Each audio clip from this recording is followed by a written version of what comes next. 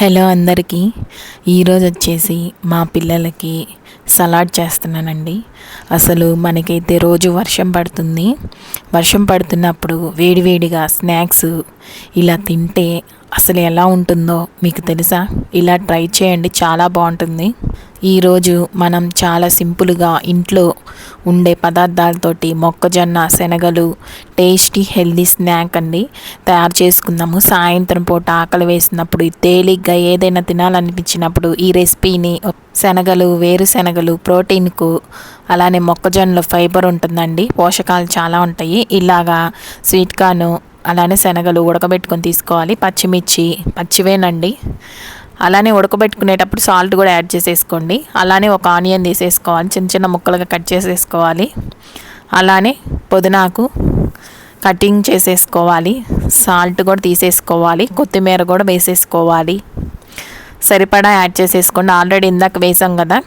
కారం వచ్చేసి 1 table spoon add చేసేసుకుంటున్నాను. ఇంక ఇందులోనే మనము నెయ్యి కూడా యాడ్ చేసుకోవాలండి. ఇదేనండి అసలు టేస్టీ అంటే.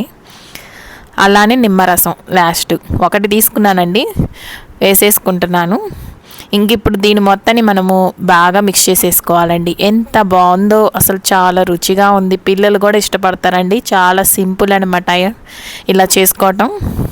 ఎప్పుడు ఆయిల్ ఫుడ్డే కాకుండా ఇలాగా సింపుల్గా సలాడ్ చేసుకోండి, ఎంత బాగుంటుందో. పిల్లలు కూడా ఇష్టపడతారు.